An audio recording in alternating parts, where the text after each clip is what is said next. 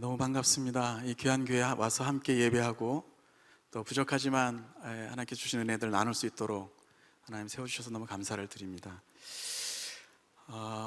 목사님 말씀하신 것처럼 작년에 런던 올림픽 기간 동안에 그 아우리치 우리 귀한 오림교회 분들, 성도님들 또 목사님들 뵐 수 있는 기회에 있었는데요.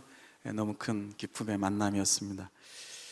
저는 오늘 저 개인적인 어떤 간증도 되겠습니다만 특별히 하나님께서 지금도 제가 음악 이론이나 피아노나 뭐 노래든 뭐든 기타든 아무것도 되지 않는 사람이지만 그래서 음악대학을 가기는커녕 음악 고등학교를 갈 만한 실기도 제가 없는 그런 사람이지만 또 주님께서 제 마음에 특별히 우리 민족에 대한 기도를 주시고 또 어떤 그런 삶을 주셨던 것들을 제가 좀 나누고 또 함께 기도하도록 하겠습니다.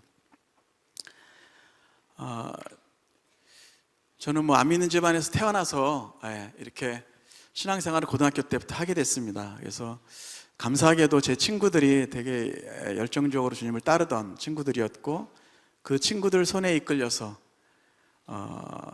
신앙생활을 하게 됐고요. 또 예수전도단이라는 선교단체에 고등학교 때부터 제가 찬양 모임을 나가면서 제 신앙의 어떤 그 도전들을 받고 또 주님 앞에 드리는 시간들이 있었습니다. 80년대 중반부터 저는 이제 예수전도단에 풀타임으로 들어가서 사역을 하기 시작했고요. 그리고 2000년부터는 제가 캐나다에서 10년 생활을 마치고 2000년에 한국에 돌아와서부터는 현재까지 13년 동안 부흥한국이라고 하는 팀에서 섬기고 있습니다. 특별히 제가 어느 간증이든지 강의든지 나갈 때 꼭 하는 이야기가 나누는 스토리가 하나가 있는데요.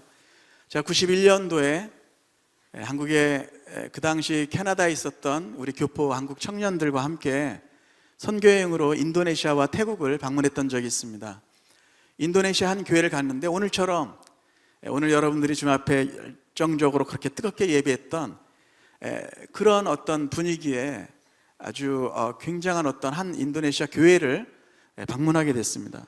제가 볼 때 그 교회는 한 450명 정도, 400명, 450명 정도 있었던 어떤 예배 그룹이었는데요. 저희가 10여 명이 뉴욕에서 온 청년, 토론토에서 온 청년들 함께 저는 스태프로 그 형제들과 함께 그곳에 갔는데 뭐 저희의 목적은 그것이죠. 코리안 크리스찬으로 이슬람권에서 핍박 가운데 있는 그 교회를 방문해서 그들을 격려하고 특성도 하고 뭔가 사역을 하러 간 것이죠. 근데 은혜 나누러 갔다가 그곳에서 은혜를 오히려 받았습니다. 사역하러 갔다가 사역을 당했습니다. 왜냐하면 그분들이 더 뜨거웠으니까요. 1시간 넘어서 예배를 하는데 그분들이 앉지도 않고 저희는 막 무릎이 아파서 좀 앉고 싶은데 열정적으로 그 기쁨의 예배를 드리는데 저는 그곳에 가서 비로소 제 안에 없는 어떤 것을 보게 됐습니다. 더군다나 예배 도중에 성찬식이 있었는데 장로님 한 분이 나오셔서 성찬잔을 들고 감사 기도를 하시는 것 같은데 시간이 7분, 8분 흐르고 있었고 그분의 뺨에 눈물이 흘러내리고 있었습니다. 저는 평생 그런 장면을 봤던 적이 없습니다.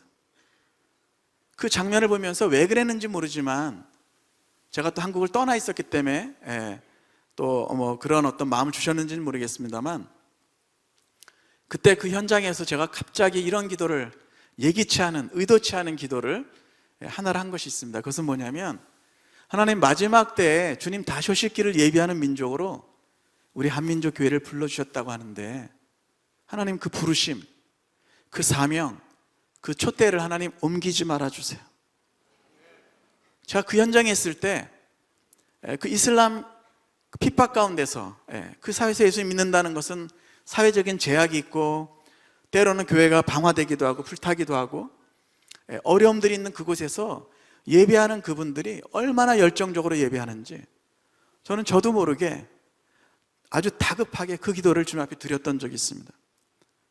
아까 말씀드렸던 것처럼 저는 저 자신을 소개하자면 음악을 모르지만 하나님 또 은혜로 작곡하게 하시고 아까도 여기 제가 좀 일찍 와서 저보고 노래를 좀 해보라고 이렇게 좀 이 음향 조정하기 위해서 해보러 가신데 제가 못했어요. 여기 많은 분들 앉아 계시고 제가 노래가 안 되는 찬양 인도자거든요. 그래서 제 주변에 찬양 인도자들 이분들 잘 이용해서 함께 노래하면 제 목소리 잘 안 들립니다.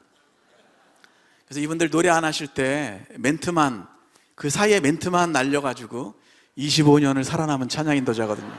중요한 것은 아직 제가 현장에 있다는 것입니다. 제가 음악을 전공하진 않았지만 제가 그 기도를 품고 살아가는 동안에 하나님께서 참 다양한 방법들로 노래를 주시기 시작하셨습니다. 사실 초창기에 대부분의 노래들은 제가 뭐 피아노 앞에 앉아서 피아노도 못 칩니다만 제가 닭발주법이라 그러는데 손가락 3개로 해결하기 때문에 피아노 앞에 앉아서 만든 노래들이 아니고 제 어떤 상황들 가운데 아플 때, 몸이 힘들 때 그래도 이 시간에도 주님 예배 받으시기에 합당하시다. 제 골방에 들어가서 예배하기 시작할 때 때때로 육체의 통증이 사라지기도 하고 때로는 알지 못했던 새 노래를 부어주시기도 하시는 것들을 경험했습니다. 제가 인도네시아에서 그 기도를 드린 이후에 그 기도를 품고 토론토에서는 예수전도단 지부 개척하는 일을 섬겼고요. 또 밴쿠버로 와서는 신학을 공부하면서 또 제가 이렇게 살아나갈 때 하나님이 다양하게 우리 한민족의 교회를 위한 혹은 선교에 관한 노래들을 부어주시기 시작하셨습니다. 어떤 때는 차를 몰고 나가는데 앞에 시뻘건 태양이 있는데 그 태양을 바라볼 때 주님의 영광이라고 하는 어떤 노래가 갑자기 그 멜로디가 저에게 오기도 하고, 어떤 때는 들판에 나가서 제 문제 가지고 씨름할 때 나만의 청년들을 위해서 기도해라, 주님께서 제 마음에 감동을 주셨습니다. 헌신하기 이전에 너처럼 하나님 나라를 위해서 섬기고 싶지만 수많은 사람들과 비교하면서 열등감 가운데서 고민하고 방황하는 청년들을 위해서 기도해라. 저는 어떻게 보면 제 대학 생활할 때 이상한 믿음을 가지고 있었던 사람입니다. 무슨 뜻이냐면 하나님께서 저 사람들은 쓰실 수 있을 것 같은데 나는 쓰실 수 없을 거야 라고 하는 믿음, 잘못된 거죠.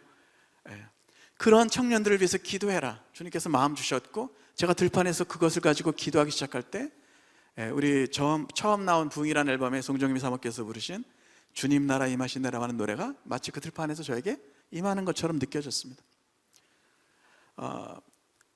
아마 92년도로 제가 기억을 하는데 한 9개월 동안을 제가 한 노래를 작곡하고 싶어서 주님 앞에 매달렸던 적이 있습니다. 안 되는 이 닭발주법으로 열심히 피아노 앞에 앉아서 혹은 기타를 들고 제가 일하고 있던 예수전도단의 선교단체의 비전 선언문, 사명 선언문, 우리 단체는 이것 때문에 존재한다라고 하는 말씀은 계시록 7장 9절 10절 말씀입니다. 이 일후에 내가 보니 각 나라와 족속과 백성과 방언에서 아무라도 능히 셀 수 없는 수많은 사람들이 흰옷을 입고 손에 종려가지를 들고 보좌 앞과 어린 양 앞에 서서 큰 소리로 외쳐가로되 구원하심이 보좌에 앉으신 우리 하나님과 어린 양 겠습니다. 찬양하는 그 장면 때문에 우리 선교단체는 존재한다.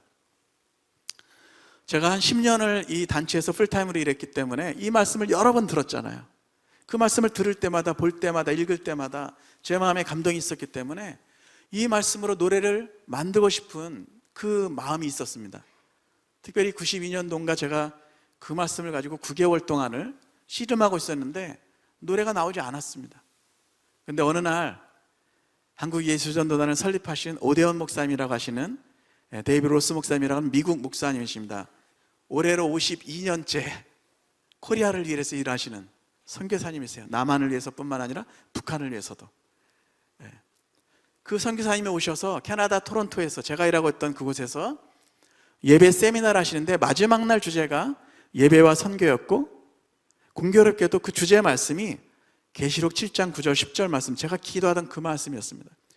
그 목사님께서 말씀을 선포하시는데 저는 여러분들처럼 회중석에 앉아있다가 제 평생 처음으로 하나님께서 수많은 사람들이 찬양하면서 나가는 어떤 광경을 환상으로 보여주신 것 같습니다. 그리고 비전이라고 알려져 있는 노래, 우리 보좌 앞에 모였네, 그 노래의 처음부터 끝까지를 즉시로 생각나게 해주셨습니다. 다양한 방법으로 하나님께서 제가 숲속에 들어가서 예배할 때, 기도할 때, 혹은 어려운 상황들 가운데서, 인생의 어떤 문제들 가운데서 제가 주님 앞에 나가기로 결정할 때 주님께서 그곳에 저에게 노래를 주시기 시작하셨고, 96년에 하나님께서 저에게 주셨던 노래가 부흥이라는 노래였습니다. 제가 한번 부흥이라는 CD가 나오고 나서 그 당시 예전단에 후원해 계신 장로님께, 장로님, 제가 작곡한 노래로만 음반이 하나 나왔는데 한번 들어보세요, 이렇게 드린 적이 있습니다. 3주 후에 만났더니 그 장로님이 저에게 뭐라고 말씀하시냐면, 분명히 제가 부흥 앨범을 드렸는데 이 부활 앨범 좋던데, 이렇게 얘기하셔가지고, 근데 제가 나중에 생각해 보니까 부흥이라는 말과 부활이라는 말이 크게 다르지 않더라고요. 죽어있던 것 같은 사람이 살아나는 것이 부활이고 부흥이죠. 저는 우리 민족에게 온 열방을 섬기는 통일 코리아로 나아가는 이 시대의 사명은 남한과 북한과 디아스포라 한민족 교회 어디에 살든지 상관없이 하나가 돼서 특별히 아시아와 아프리카와 남미의 수많은 나라들을 복음과 사랑으로 먹여 살리는 그런 통일 코리아로 회복되는 그 시대적인 사명이 있다고 저는 분명히 믿습니다. 96년에 부흥이라는 노래를 작곡할 때 원래 학원복음화 협의회라고 하는 곳에 지금도 있습니다. 그 단체가 원래 복음 민족 역사라는 대회를 해왔습니다. 해마다 우리 한국의 대학생들을 캠퍼스에서 무장시켜서 제자훈련시키고 선교훈련시켜서 이 민족을 살리고 열방을 살리는 그런 대회를 해왔던 것이죠. 근데 15년 전에 96년도에 15년 16년 전에 지금 캠퍼스 상황하고 비슷했습니다. 지금 캠퍼스에 보면은요, 어떤 곳에서는 내가 정말 그리스도인이다, 주님을 따르는 그리스도인이라고 표현하는 사람들이 5% 6%밖에 되지 않는 캠퍼스들도 많이 있습니다. 더 이상 선교훈련, 제자훈련 받으러 나오는 청년들이 없기 때문에 그분들이 부흥이라는 제목으로 은혜의 말씀을 보면서 가사를 찾아내서 노래를 지어달라고 부탁하셨고, 대학생들이 사회와 열방은커녕 우선 캠퍼스에서 학생들도 없기 때문에 이제 하나님의 나라의 꿈을 꾸는 도전하고 모험하는 청년들이 더 이상 나오지 않기 때문에 그분들이 부흥이라는 이름으로 그분들이 리바이벌이라는 대회로 바꾸면서 제1회 대회에 주제가를 만들어 달라고 부탁하셨던 노래가 부흥이었습니다. 근데 저는 그 당시 캐나다에서 한 10년을 살아가면서 96년도면 제가 한 9년, 7년째 살고 있었을 때인데요, 이런 생각을 해보게 됐습니다. 그 노래를 작곡 의뢰를 받았을 때 제가 캐나다에서 가보니까 캐나다 교회뿐만 아니라 또 제가 가는 많은 선교지의 교회들이 한국 교회를 부러워하고 또 정말 존중하고 인정하는 교회입니다. 한국 교회는 기도와 말씀 훈련과 제자 훈련과 또 성경 말씀을 공부하고 또 아주 후하게 열방을 해서 나누고 여러 가지 면에서 우리 한국 교회가 전 세계적으로 어떻게 보면 존경을 받는 그런 교회입니다. 그리고 뭐 지금도 마찬가지겠습니다만 크게 달라지진 않았겠습니다만 그 당시 전 세계에서 가장 큰 교회 50개를 얘기한다면 그 중에 반수가 남한에 있다, 그렇게 얘기를 했습니다. 그 당시 1000만 그리스도인이 있었고요. 근데 저는 부흥이라는 노래를 작곡 의뢰를 하실 때 대학생들만을 위한 노래로 만들어 달라고 했지만 저는 민족을 생각하지 않을 수 없었습니다.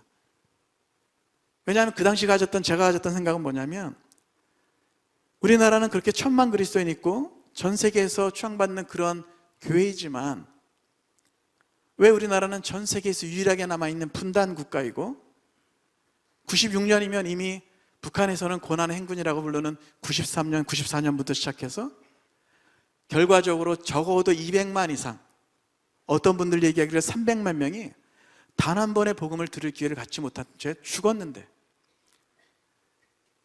나만의 우리 그리스도인들로서 이 부분에서 우리가 할 수 있는 부분은 없는 것인가? 라고 하는 질문을 제가 조금 가지고 있었던 것 같습니다.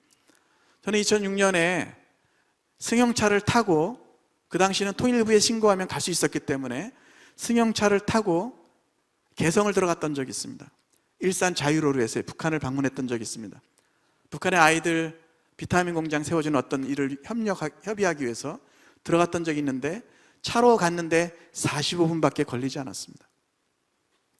그 후에도 저는 평양을 몇 번 방문할 기회들이 있었는데요, 북한 땅에 수많은 사람들이 평생 단 한 번 복음을 들을 기회도 갖지 못한 채 죽어가고 있는데 우리 그리스도인들이 특별히 남한에 우리가 우리의 성공만을 위해서, 우리의 어떤 것만을 위해서 구한다면 하나님 얼마나 슬퍼하실 것인가.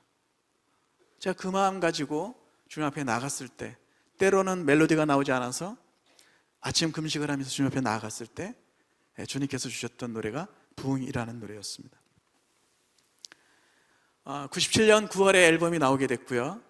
제가 노래를 잘 못하는 것을 처음으로 감사하는 앨범이 됐습니다. 왜냐하면 제가 조금이라도 노래를 하면, 제가 막 하겠다고 욕심 부리면 사실 그렇게 안 알려졌을 텐데, 정말 그 시대에 CCM 사역자로 찬양 사역을 했던 우리 많은 분들이 정말 하나님의 영광을 위해서, 우리가 집회 때마다 그렇게 기도했거든요. 우리는 이 집회를 통해서 사람들이 우리를 기억하기를 위해서 기도하지 말자. 모자이크처럼 한 사람 나와서 그냥 한 곡 부르고 가는 거예요. 박정호 형제, 송정미 자매, 최인혁 집사님, 한 분 한 분 나와서 하나님의 영광을 위해서 그 노래를 부르고 기도할 때, 주님, 모자이크처럼 우리가 기억되는 것이 아니라 하나님이 기억되길 원합니다. 기도하기 시작했고, 98년도 전국 투어를 했는데 서울 체조경기장에서 저희가 이틀 집회를 했거든요. 아시는 것처럼 15,000명 들어가는데, 전국 투어를 2주 반 동안 하는 동안에 서울에서 이틀, 부산의 사직체육관, 광주 구동체육관, 전국적으로 연인원 10만 명 정도가 와서 민족을 위한 이 기도 집회, 저희가 또 모금하고, 북한을 위해서 모금하고, 나중에 결산해 보니까 한 2억 1천만 원 정도 되는 재정을 저희가 단지 기도할 때 하나님께서 다 채워주시고, 민족을 위한 집회니까 티켓 팔지 말아라, 헌금은 무조건 북한 돕기를 해라 마음 주셨고, 저희가 믿음으로 기도할 때 그 모든 일을 주님이 이루셨습니다. 그해 죄송합니다. 그해 2월 달에 제가 본방을 위해서 한국에 잠깐 나왔었습니다. 나와서 죄송합니다. 물을 좀 마시겠습니다.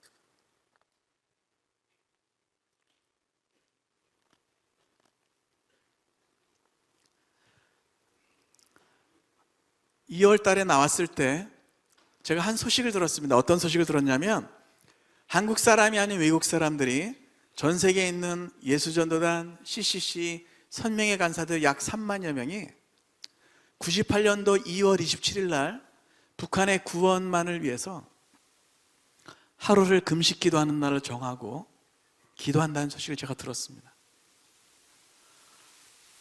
저는 왜 그랬는지 모르지만 그의 투어를 할 때 북한을 위한 어떤 메시지가 필요하고 또 모금도 해야 된다는 것을 알았습니다. 주님께서 그렇게 인도해 주셨습니다. 그래서 저희가 8번 전국 투어하면서 집회를 했는데 4번은 북한 선교에 대한 메시지가 있었고, 4번은 우리 민족의 부흥을 위한 메시지가 더 강세가 있는 그런 메시지들이 나뉘어지게 됐습니다. 그 집회를 준비할 때 2월 달에 제가 잠깐 들어왔을 때 아까 그 소식을 들었고, 그래서 그날 저도 제 숙소에서 아침에 금식하면서 주님 앞에 나가기 시작했습니다. 그리고 그때 제가 주님께 한 기도를 드렸습니다. 한 질문을 드렸는데요, 이런 내용이었습니다. 하나님, 저는 남한에서 태어났고 남한에서 제가 받은 방경국이 있고, 또 저희 아버지 서울 분이고 저희 어머니 충남 분이신데 북한에 관계된 분이 없습니다. 제가 알고 있는, 제가 생각하는, 또 제가 교육받은 북한에 대한 어떤 마음이 있지만, 하나님, 이 시간에 제가 주님께 질문하고 싶습니다. 하나님께서는 북한의 영혼들을 어떻게 생각하십니까? 그것이 제가 그날 금식하면서 주님 앞에 나갔을 때 주님께 드렸던 질문이었습니다. 그날 주님께서는 저에게 그런 감동을 주셨어요. 제가 늘 곡을 적기 때문에 이렇게 수첩에다 뭘 적는 버릇이 있는데요, 그날 주님께서 저에게 이렇게 마음 주신 감동들을 제가 수첩에 적기 시작했는데, 꼭 그날 주님께서 이렇게 말씀하시는 것처럼 저는 느껴졌습니다. 이 사망의 그늘에 앉아서 죽어가는 내 백성들이 있는데, 이들은 나에게 아주 정말 오랜, 내 마음에 오래 묵은 슬픔이었다. 나는 공산주의 멍에, 김일성, 김정일, 우상화의 멍에를 자기 자력으로는 벗을 수가 없어서 울고 있는 이 내 백성들을 구원하기 원하는데, 누가 내게 부르짖어서 저들을 구원할 것이냐? 누가 내 대신 가서 내 사랑을 전할 것이냐? 나는 정말 보기 원한다. 그때 떠올랐던 말씀이 우리가 아까 함께 봉독했던 시편 126편 말씀이었습니다. 나는 정말 보기 원한다. 이스라엘 백성이 바벨론 포로 생활에서 돌아오면서 정말 어떻게 이런 일이 일어났는지 꿈꾸는 것 같았습니다라고 고백했던 이 말씀이 이스라엘 백성들에게는 응했던 말씀이죠. 그런데 한반도로 가는 이 정황 안에서 저에게는 이 말씀이 정말 북녘 땅에서 일어날 어떤 사건으로, 한반도에서 일어날 어떤 사건으로 느껴지기 시작했습니다. 여호와께서 시온으로 포로를 돌아오게 하실 때 우리는 정말 꿈꾸는 것 같았습니다. 그 고백이 북녘 땅 가운데서 일어나기를 소망합니다. 아니, 그 일은 이미 시작되었습니다. 하나님께는 불가능한 일이 없으십니다. 하늘에서나 땅에서나 이적과 기사를 행하시는 분은 하나님이십니다. 우리가 기도할 때 주님은 열방 가운데서 그분의 일을 행하십니다. 우리가 기도하고 나누고 섬길 때 그 일은 열방 가운데서 열매를 될 것입니다.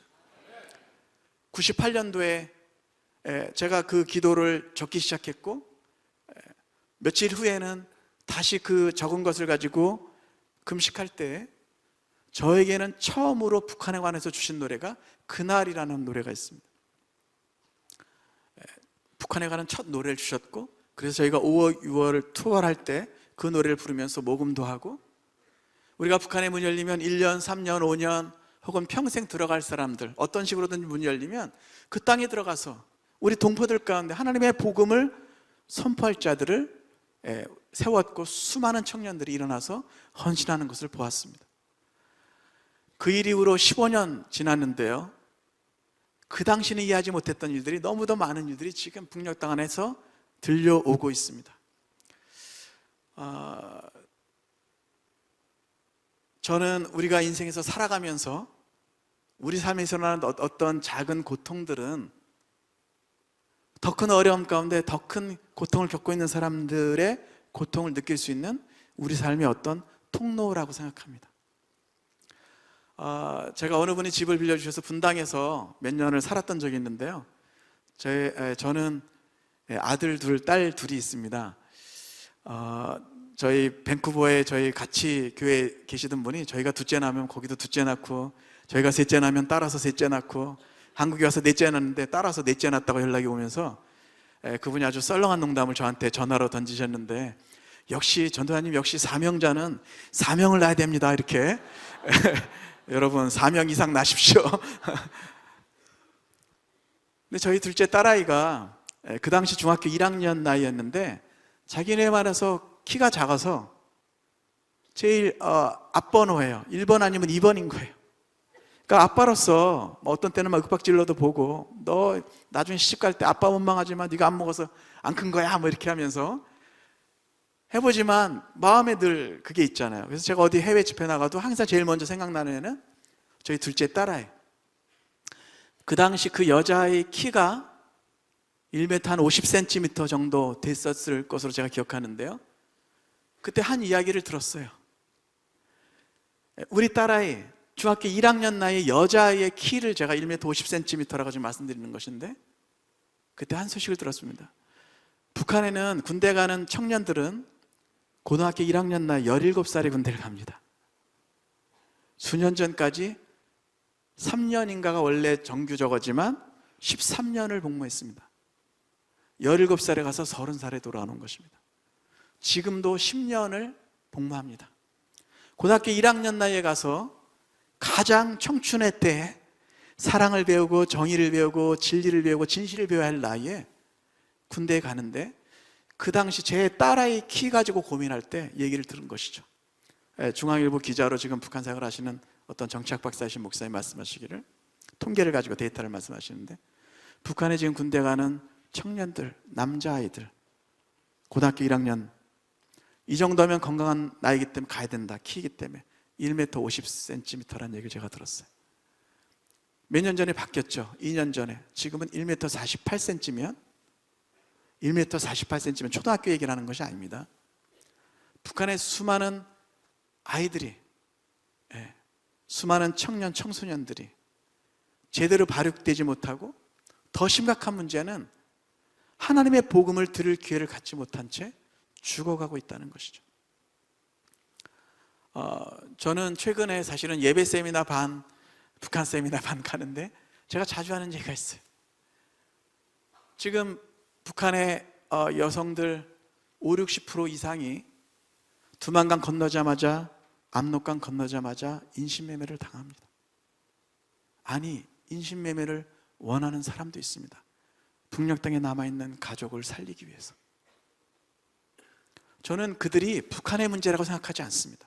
우리 민족의 문제입니다. 우리 누이들의 문제이고요, 우리 딸들의 문제입니다.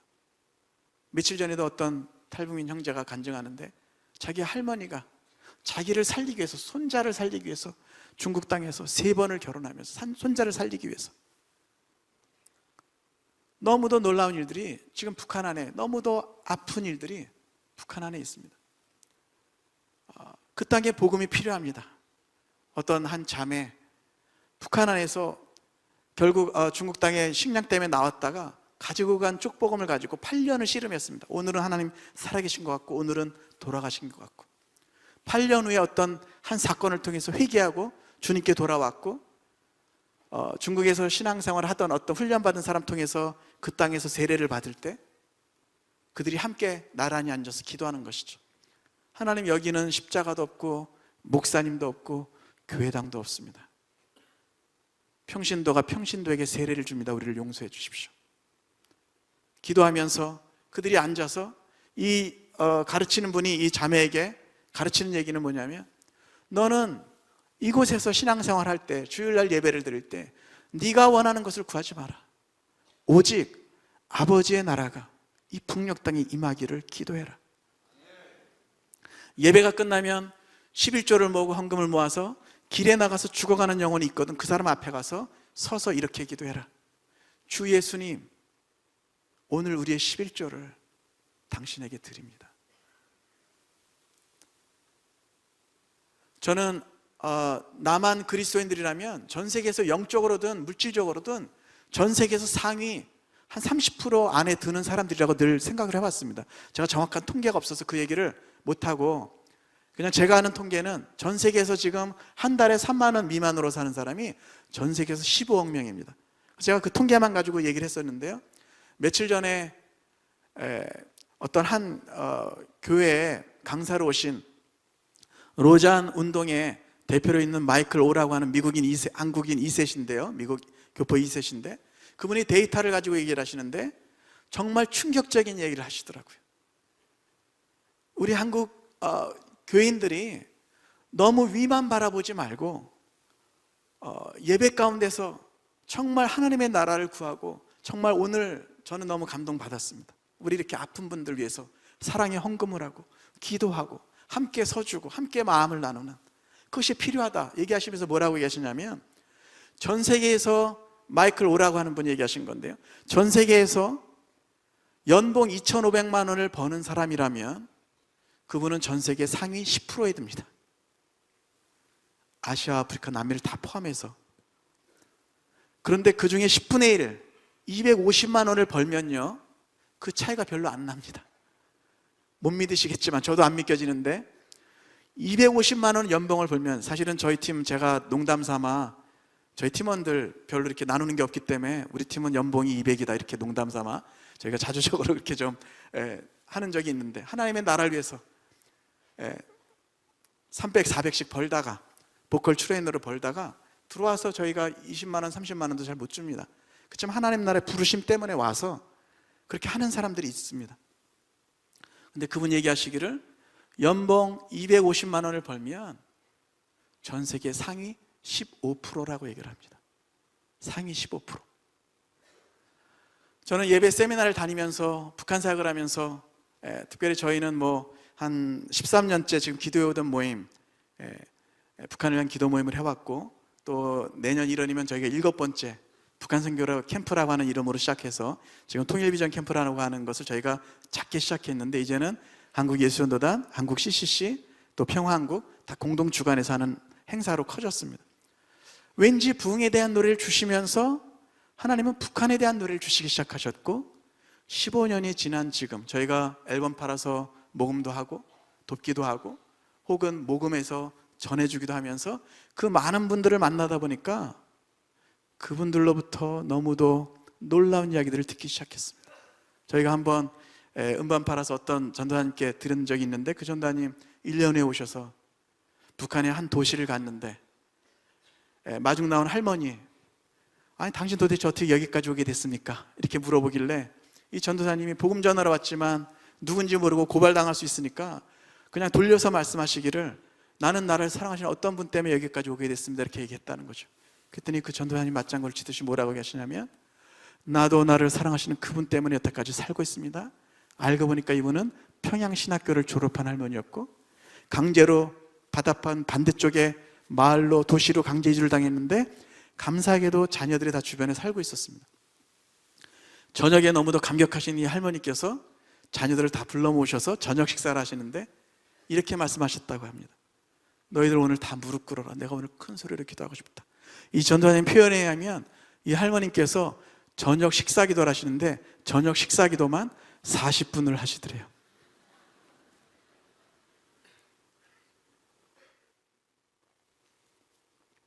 최근에 만난 한 자매는 어느 신학교에, 제가 구체적인 인적 사항을 말씀드리지 않는데요, 어느 신학교에 지금 들어갔는데요, 이 자매는 북한에서 자기 언니가 인신매매 당했는데 그 언니를 빼준 조선족 전도사님이 들어와서 이틀 만에 예수님을 영접했습니다. 그리고 나서는 1년 사이에 정말 기적 같은 일이 일어난 것이죠. 1년 사이에, 불과 1년 사이에 거의 100명 가까운 사람에게 복음을 전했습니다. 그 중에 2명은 큰 도시의 의사입니다. 거기는 그 사람들만 교제하는데 가끔 이분이 가서 방문하고요. 이 의사가 안 믿는 사람들이죠. 다 뭐 환자들 오면 출약도 없고 기구도 없는데 하나님 이 사람 어떻게 합니까? 손목 붙들고 마음으로 울면서 기도할 때 때때로 병이 낫는 역사가 있더라고 간증을 한 것을 들었습니다. 아까 제가 목사님께도 잠깐 한 분을 제가 소개하면서 제가 중국의 한 도시에서 만났던 탈북민 형제, 자기도 식량 때문에 나왔지만 자기의 부르심이 또 다른 사람들을 양육하는 것을 깨닫게 됐고 수년간 그렇게 복음을 전하다가 중국 공안학에 잡혀서 정확하게 한 달 빠진 10년을 중국 감옥에 갇혀 있었습니다. 제가 13년 만에 만났는데요, 2000년 때 제가 중국의 한 도시에서 만났는데 13년 만에 어떻게 지냈냐고 물어봤더니 복음 전하다가 갇혀서 10년을 꼬박 생활했더라고요. 정말 너무도 기적같이 마지막에 나와서 이제 내일이면 북한에 북송돼서 죽을 목숨인데 그 바로 전날 김정일 위원장이 죽었다라는 뉴스가 나오면서 이분이 북송되지 않고 살아날 수 있었습니다. 여러분, 저는 중국에서도 남한에서도 또 교포사회에서도 다양한 곳에서 하나님의 나라를 위해서 살아가는 많은 분들, 특별히 북녘 땅의 영혼들을 품고 울면서 씨앗을 뿌리는 사람들을 보고 있습니다. 우리 아까 읽었던 말씀에 보면 사실 이 시편 126편 말씀은요, 앞에 3절은 감사의 고백입니다. 감사의 고백. 어떻게 꿈과 같이 이런 일이 일어나는지, 우리가 바빌론 포로 생활됐다가 어떻게 하나님께서 꿈과 같이 우리를 풀어주셔서 이렇게 고향으로 돌아와서 예배할 수 있게 하셨는지 감사의 고백입니다. 그런데 나머지 3절의 말씀은 탄원입니다. 탄원. 아직도 남아있는 바벨론 포로 생활 가운데 있는 내 형제들도 남방 시내들 같이 돌아오게 하여 주십시오. 여러분, 팔레스타인 지방에는요, 지역적으로 아주 특성이 하나 있는데 건기와 우기로 나누어지고요. 그래서 건기 때에는 시냇물이 없어요. 그냥 건천이라 그래서 자국만 있는 것이 있습니다. 그런데 때가 돼서 우기가 되면, 하늘이 열리면 갑자기 그 건천이라고 하는 것이 와디라 그래서, 아랍어로 와디라 그래서 계절천, 그래서 갑자기 시내가 없던 곳에 시냇물이 흐르고 꽃들이 피어나고 광야와 메마른 땅이 피어서 백합화같이 즐거워하게 되는 일들이 일어나게 되는 것이죠. 저는 지금 한반도의 그 우기 때라고 믿습니다. 북녘 땅의 한반도의 카이로스의 때라고 믿습니다. 지난 수년간 저는 많은 해외 교포사회나 교회들을 방문할 기회가 있는데요, 전 세계적으로 지금 하나님께서 마치 수십 년 전에 세계 선교의 붐을 일으키셨던 것처럼 한국 교회 안에 그 일을 일으키시고 계시고, 심지어는 어떤 선교사님, 중앙아시아 선교사님인데 하와이 DTS를 가는데 오시는 분들마다 6분이 동일하게 당신은 이제 그 사역을 내려놓고 북한을 위해서 준비하라고, 다양한 하나님께서 북한의 어떤 때를 위해서 사람들을 세우시고 단체를 세우시고 교회의 기도 모임이 생기는 것들을 보게 하셨습니다. 예수전도단 하와이에 DTS만 해서도 작년에 8개의 DTS 아우리치가 있었는데요. 봄 시즌에 그 중에 6개가 북한을 방문했습니다. 땅을 들어가서 외국 사람들, 지금 남한 여건으로는 들어갈 수 없으니까 우리 교포들과 외국 사람들이 그곳에 들어가서 땅을 밟고 그 땅의 사람들을 만나고 품어주고 사랑으로 나누고 하는 일들이 일어나고 있는 것이죠. 저는 이 시편 120편 말씀에 특별히 울며 씨앗을 뿌리는 자는 정녕 기쁨으로 그 단을 가지고 돌아오리로다, 이 말씀을 특별히 좀 강조해서 나누고 싶습니다. 저에게는 영적인 아버지와 같은 한국 예수전도단을 세우신 오대원 목사님이 가끔 이런 얘기를 하셨어요. 청년 집회에서나 메시지를 나눌 때마다 한번 이런 기도를 해보라고. 여러분 한번 이런 기도를 해보십시오. 하나님, 지금 하나님께서 한반도에서 행하시는 일은 무엇입니까? 그 일에 저를 써주십시오. 하나님, 지금 하나님께서 열방 가운데서 행하시는 일에 그 일은 무엇입니까? 그 일에 저를 써주시옵소서. 저는 20대 중반에 네가 이제 나를 위해서 살기 원한다면 네 아비 집을 떠나라. 너의 모든 재정의 필요와 모든 필요들을 나를 의지하고 살아라. 제가 대학교 2학년 나이 때 훈련받고 예수전도단 간사 생활 시작했다가 군 복무 마치고 다시 돌아와서 27, 26 나이에 제 아비 집을 떠난 이후로 지금 제가 명확하게 아는 것은 지금 온 우주에 작동하는 유일한 법은 하나님의 말씀대로 믿음의 법칙이라는 것을 깨달았습니다. 부족한 인생이지만 주님 앞에 드렸다는 그 사실 하나만으로 주님께서 책임지시고 인도해 오시고 먼저 앞서가시면서 길을 만들어 주신 하나님을 경험했습니다. 제 삶에 정말 어떻게 이런 삶을 제가 살 수 있는지, 모든 것은 다 은혜였습니다. 그분은 은혜로우신 분이셨습니다. 제가 부족할 때도 은혜로우시고 노하기를 더디하시고 항상 경직지 않으시고 은혜로 살았습니다. 여기까지 왔습니다. 그러면서 제가 한 가지 분명히 깨닫는 것은 부족하지만 그런 고백할 수 있습니다. 부르심을 따라 살면 망하지 않는다. 사명을 따라 살면 망하지 않는다. 여기 있는 청년분들에게도 전 도전하고 싶습니다. 전 세계가 지금 재난과 재정의 위기 가운데서 흔들리고 있습니다. 그러나 히브리서 말씀에 하나님 그렇게 말씀하십니다. 그러므로 영원히 흔들리지 않는 나라를 우리에게 주셨은즉 경건함과 두려움으로 하나님을 기쁘시게 섬기라고, 예배하라고 주님 말씀하십니다. 우리는 이 땅에 속해 있지만 영원한 하나님 나라에 시민권을 주셨습니다. 영광입니다. 특권입니다. 저에게 최근에 주신 노래 중에 주님 다시 오실 때까지 이따 같이 고백하겠습니다만, 저는 그 노래 고백하면서 이렇게 자주 고백합니다. 마치 신랑 신부가 혼인 서약할 때 하는 것처럼, 그 고백하는 것처럼, 신랑 되신 예수님, 제가 기쁠 때나 슬플 때나 부할 때나 가난할 때나 모든 일이 잘 될 때나 그렇지 않을 때라도 건강할 때나 병들었을 때나 어느 때라도 저는 주님을 따라가겠습니다. 주님 사랑합니다. 주님, 제 삶이 한 자루의 초라면 부족하지만, 이런 고백하기가 참 부족하지만, 그러나 제 삶이 만약에 한 자루의 초라면 주님 앞에 설 때 남김없이 드리고 주님 앞에 서면 참 좋겠어요. 제가 많이 남기고 가면 주님 앞에 설 때 너무 죄송할 것 같아요. 그분은 우리를 위해서 모든 것을 부어주셨는데, 모든 것을 희생하셨는데, 여러분, 구원은 누구나 예수 그리스도의 피로 값없이 받지만 상급은 다른 것입니다. 우리의 삶은 믿음으로 산 것만 주님 앞에 계수되는 줄로 믿습니다. 믿음으로 주님 앞에 드린 것만 카운트되는 것입니다. 제가 주님 다시 오실 때까지는 노래 한 7, 8년 전에 작곡 주님 하게 하셨는데요, 어느 날 버스를 타고 가는데 G.O.D라고 하는 그룹, 대중가요 그룹의 길이라는 노래를 들었습니다. 제가 노래를 좀 잘할 수 있으면 이렇게 좀 불러드리면 좋겠는데, 이게 좀 랩송 같이 막 이렇게 좀 그런 노래라서. 근데 가사가 저에게 들어온 거예요. 제가 아마 버스 안에서 처음 들었는데요, 내용은 뭐였냐면, 내가 가는 이 길의 끝에서 무슨 일이 일어나는지, 모르는데 나는 왜 이 길을 지금 계속해서 가고 있나?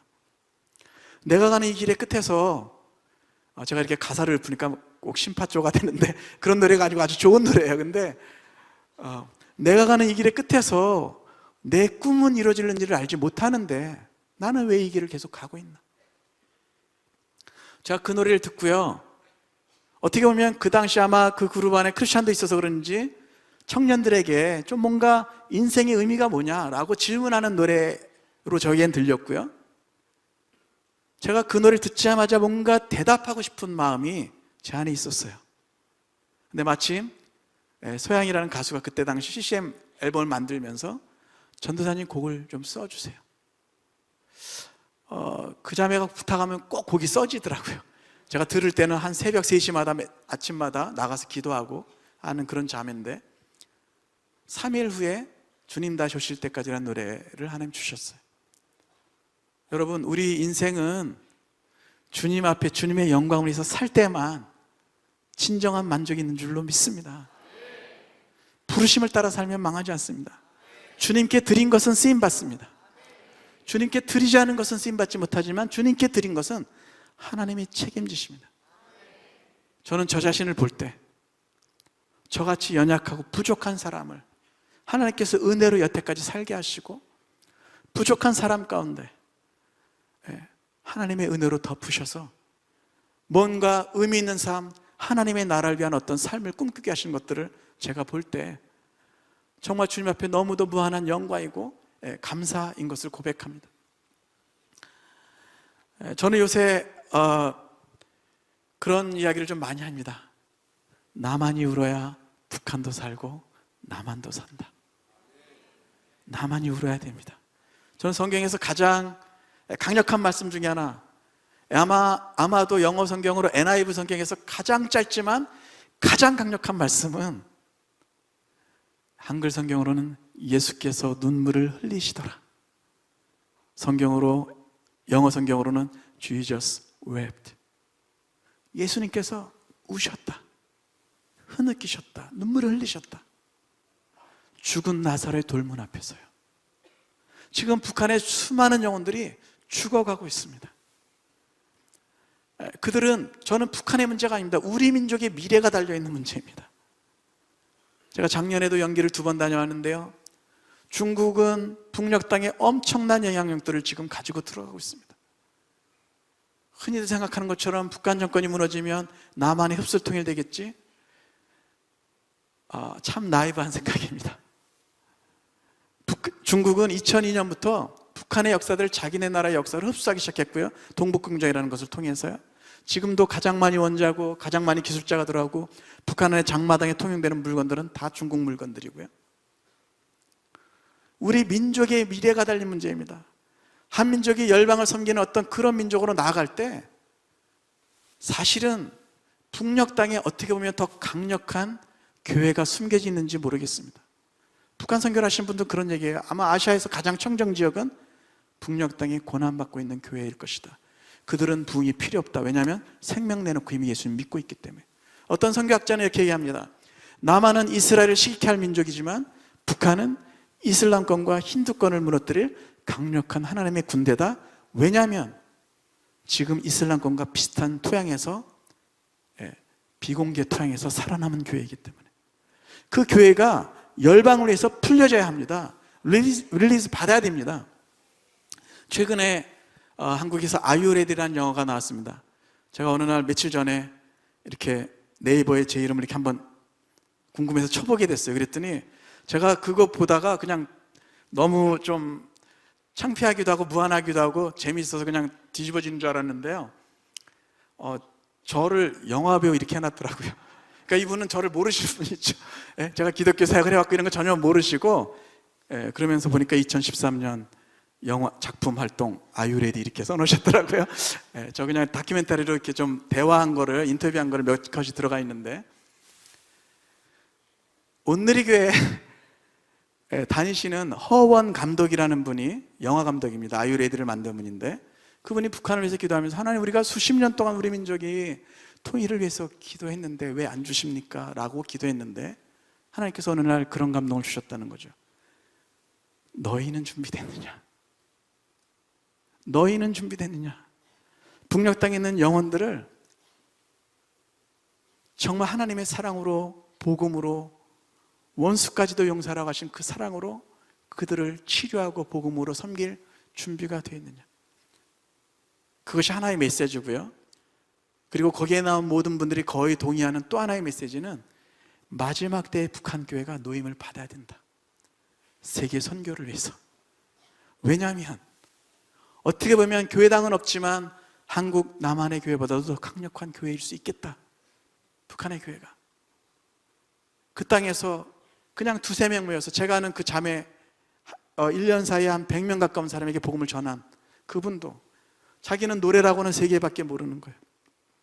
마음껏 찬양할 수 있는 데가 없어요. 아기를 업고 가서 찬양하는 곳은 두만강가에 마을에 살고 있기 때문에 두만강가에 가서 그곳에서 물살이 자기 소리를 덮는 그곳에서 하나님을 마음껏 찬양하고 올 수밖에 없는, 숨죽이면서 그렇게 살아가고 있는 수많은 여성들이, 수많은 교인들이 북녘 땅 안에 지금 있다는 것입니다. 요한복음 11장에 예수님은 나사로의 무덤 앞에서, 그리고 나중에 누가복음에 보면 예루살렘 성을 보면서 우셨습니다. 저는 지금 우리 민족의 미래, 다음 세대를 위해서, 특별히 북녘 땅을 위해서 울며 기도할 때라고 믿습니다. 너무도 중요한 한반도의 카이로스의 때인데, 북녘 땅의 문이 열리고 통일의 문이 열려야 될 이때에, 이 때가 지나가면 다시 오지 않을 것 같은 한반도의 카이로스의 때, 특별히 최근에 북녘 땅에서 신앙생활하던 사람들도 보내주신 것들을 경험하면서 우리 한반도가 깨어나야 될 때인 줄로 믿습니다. 이렇게 모여서 기도할 때마다 정말 우리 아까 기도했던 것처럼 민족을 위해서 기도하고 교회를 위해서 기도하고 정말 힘든 영혼들을 위해서 기도할 때 남한도 살아나고 북녘 땅도 살아나고 열방이 살아나게 될 줄로 믿습니다. 이 시간에 우리 찬양팀들 좀 나와주시겠습니까? 한 10분 정도 저에게 주신 노래 중에 주님 다시 오실 때까지라는 노래와 그날이라는 노래를 좀 같이 고백하면서 주님 앞에 한번 좀 같이 나가고 싶습니다.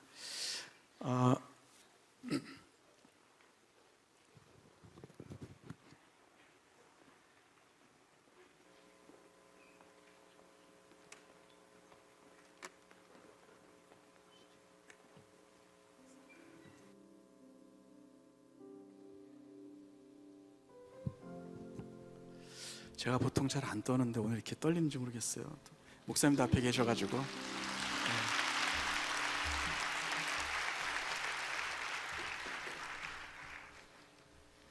우리 싱어분들도 좀 나와주세요. 제가 노래가 안 되는 찬양인도 잘라서요. 도와주셔야 돼요. 제가 멘트만.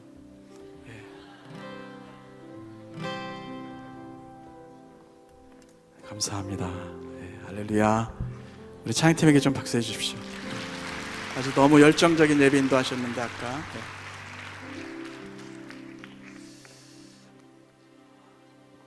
너무도 중요한 이 시대를 살아가고 있습니다. 우리가 한번 마음으로 그런 기도를 우리 각자가 드리면 좋겠습니다. 하나님, 지금 한반도에서 하나님 행하시는 일은 무엇입니까? 한 번 왔다가 다시 오지 못하는 인생. 하나님, 우리 열방 가운데 지금 하나님 하시는 일은 무엇입니까? 그 일에 우리를 써주십시오. 특별히 세계 선교를 위해서 정말 너무도 귀한 사역들을 감당하시는 이 교회 안에 하나님 정말 우리를 통해서 이루실 일들을 남김없이 이루어 주십시오. 그 고백 우리가 좀 드리고 싶은데요. 주님 다시 오실 때까지 고백하면서 주님 앞에 나가겠습니다.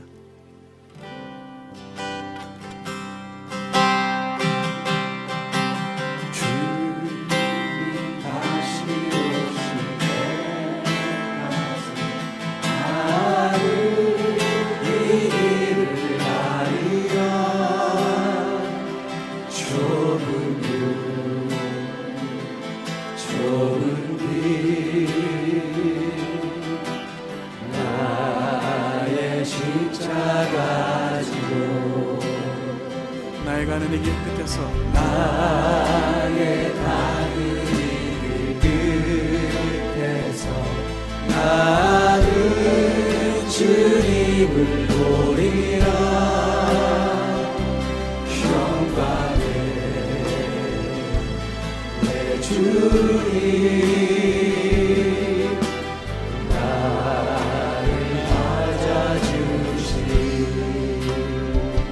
주님 다시 오실 때까지, 주님 다시 오실 때까지 나는 일어나 달려가리라. 주의 영광 온 땅 덮을 때 나는 일어나 노래하리. 내 사모하는 주님 온 세상 구주시라. 내 사모하는 주님 영광의 왕이시라. 내 사모하는 주님 온 세상 구주시라 선포하십시다. 내 사모하는 주님 온 세상 주님 영광을 받으시옵소서. 구주시라. 나라는 주의 것입니다. 한반도는 주의 것입니다. 주님은 열방의 왕이십니다. 주님 온 세상의 구주이십니다. 한 번 더 선포하십시다. 내 사모하는 주님, 내 사모하는 주님 온 세상 구주시라. 내 사모하는 주님 영광의 왕이시라. 우리가 다시 한번 이 노래를 고백할 때요, 주님 내 남은 삶 어디까지 왔든지 주님의 것입니다. 주님 제 남은 삶을 주님 앞에 베다니 마리아가 향유 옥합을 부어드렸던 것처럼 주님 앞에 드리기를 원합니다. 주님 저를 인도해 주십시오. 의미 있는 인생이 되고 싶습니다. 주님 앞에 설 때 남김없이 인생을 부어드리고 주님 앞에 기쁨으로 달려가기를 원합니다. 그런 고백하기 원하는 분들 있다면 어디에 계시든지 상관없이 한번 자리에서 일어나시겠습니까? 주님 앞에 고백하는 것입니다. 사람 앞에 아니고 주님 내 남은 삶을 받아주시옵소서.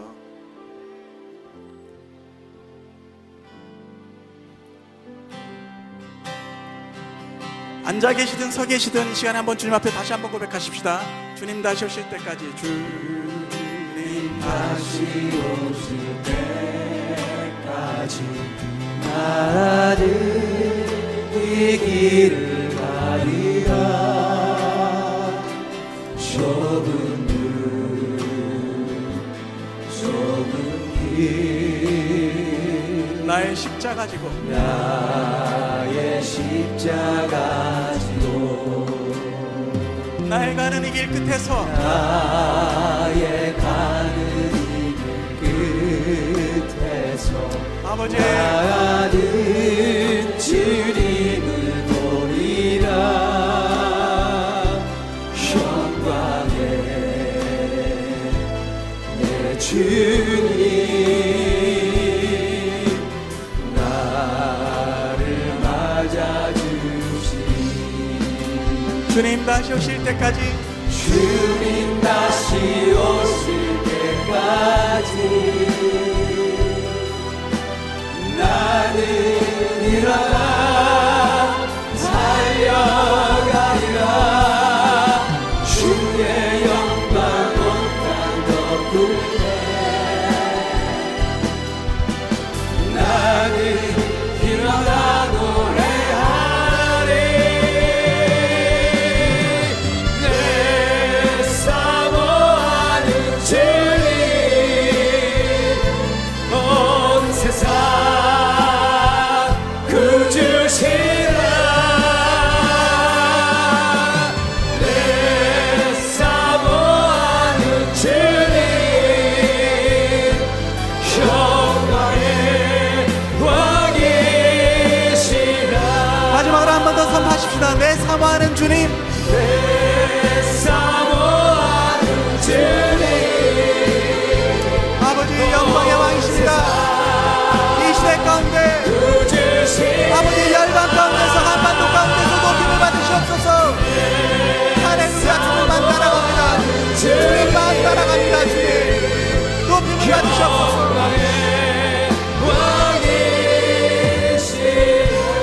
시간에 한번 주님 앞에 기도하겠습니다. 주님, 우리의 삶이 여기 있습니다. 우리의 삶을 써주시옵소서. 이 시대 한반도와 열방 가운데 아버지의 나라가 임하는 일을 위해서 우리를 써주시옵소서. 우리 한번 통성으로 같이 기도하겠습니다. 같이 기도합니다.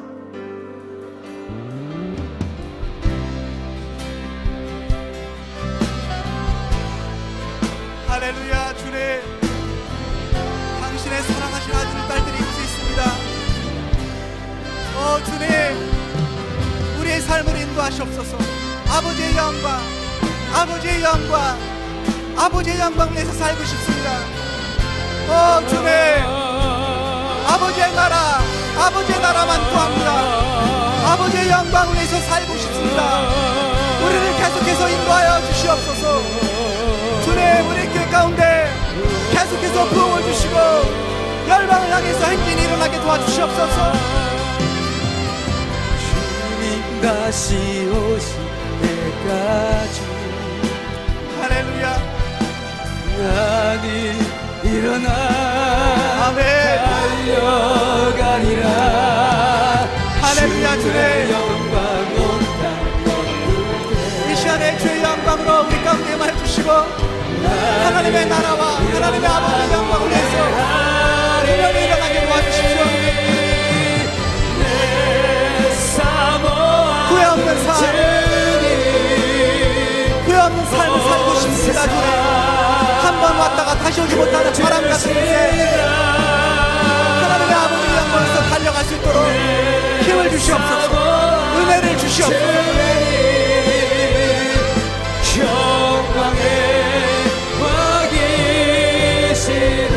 내 사모하는 주님, 내 사모하는 주님, 온 세상 구주시라. 내 사모하는 주님, 영광의 왕이시라. 시간이 조금 지났지만 부흥이라는 노래 고백할 때 우리 한 번 더 이 시간 좀 기도하면 좋겠습니다. 한번 다 손을 드시겠습니까? 하나님, 이 나라를 불쌍히 여겨 주십시오. 우리 민족을 불쌍히 여겨 주십시오. 특별히 북녘 동포들을 불쌍히 여겨 주십시오. 고난 가운데 있는 교회를 기억하여 주시옵소서. 하나님, 예수 그리스도를 믿지 않으면 그 땅에서 우리는 길이 없었다, 빛이 없었다 고백하는 수많은 영혼들, 하나님, 그 땅에 빛이 없습니다. 길이 없습니다. 주님, 이 밤에도 역사하여 주시옵소서.